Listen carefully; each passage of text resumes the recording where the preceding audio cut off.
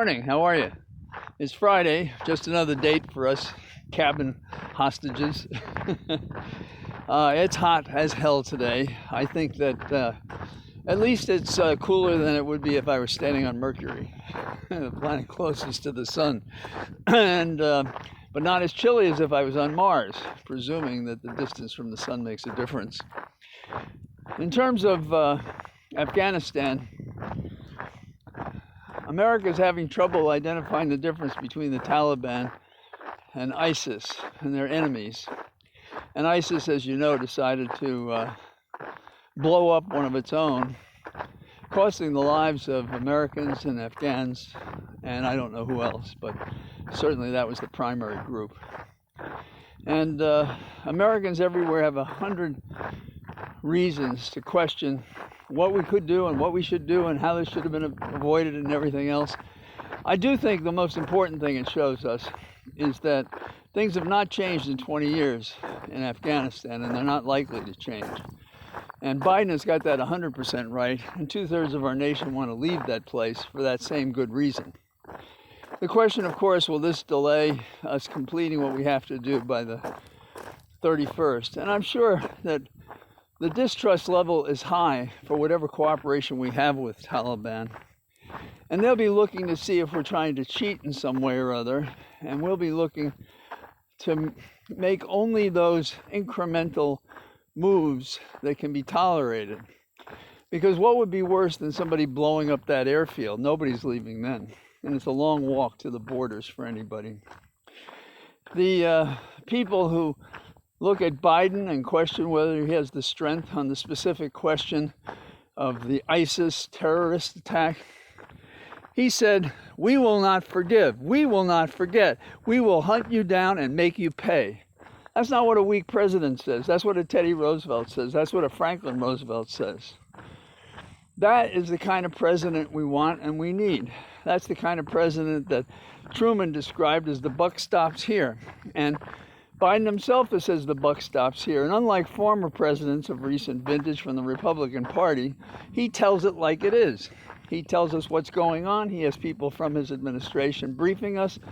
And I am sick of these people out there attacking him in 18 different ways. And Democrats and Republicans talking about investigations on the Hill while we're still in the middle of the action. Now, I'm not mute and you're not mute, and nobody needs to be. But there is judgment involved here, and these things are all defensible, and the chaos that comes with a terrorist act, which by its definition is meant to be chaotic and unpredictable, and to be an asymmetric use of force to terrorize us, to make us upset. And so what do? We're terrorized. It takes me back to 9/11 when I was working on the Hill, and everybody was terrified. And I was in my office in the Cannon House office building, and people said, "Are you going to leave?" I said, "No, I'm going to stay here." And they said, "Well, aren't you afraid of an attack?" And I said, "Well, they're not going to blow up the Cannon House office building. If anything, they'd go to the Capitol, and it looks like we got that plane." There's a reason here that you have to apply in the midst of crises. And we have so many people on media and in elected positions running like with their heads cut off. It's lucky we're not in a world war, because we're not ready for one. We don't have the discipline, we don't have the strength to do this.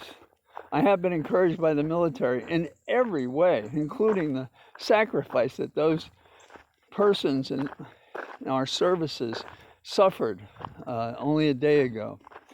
And the poor Afghans who are only looking for liberty and freedom, which has been approved by the Taliban, because they don't want to have any more conflict than they're going to have with insurgents in their own country.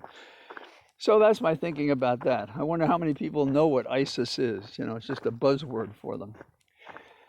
The Supreme Court has managed to discourage us again in terms of the 6 votes of the right-wing conservative entourage. And what is it this time? What it is this time is that they are not upholding the CDC's moratorium on on evictions. I'll bet you every one of those would come and tell you, Kavanaugh and Barrett and so forth, oh, I'm a good Christian, Gorsuch. Yeah, well, good Christians don't do this shit. And, you know, those people that want to get rid of Breyer wrote the dissent for the 3 justices, the liberal justices. And he said, with so many people suffering from the pandemic, this is no time to do this. And he would uphold what the CDC is doing. And what does the Supreme Court want? We want a special bill from Congress. Does anybody read the newspapers? The Republicans would sooner have people die than admit that we have a problem here. So there's that. There's also the, what's his name? The fella Byrd. That's it. Byrd is the fella who worked for the Capitol Hill Police who shot Babbitt, who was the first person at the door leading a charge into the speaker's section.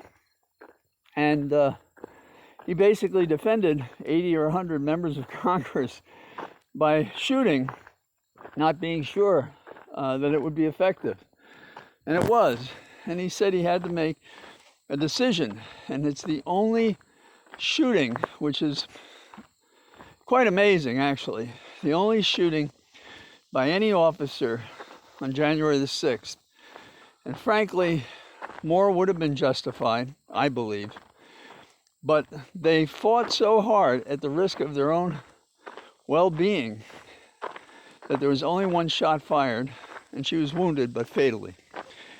Also, talking about stupid people loose on the world, the Sturgis motorcycle gathering in the Dakotas has managed to be a super spreader, and there are hundreds with infections and more, and people throughout the region are having trouble. You know, I drove a bike, not one of these hogs that these guys had. I called mine a hoglet when I had a Harley Davidson. But, you know, the best motorcyclists I ever met, no matter what their background, socioeconomic, color, religion, anything, was always drive safe.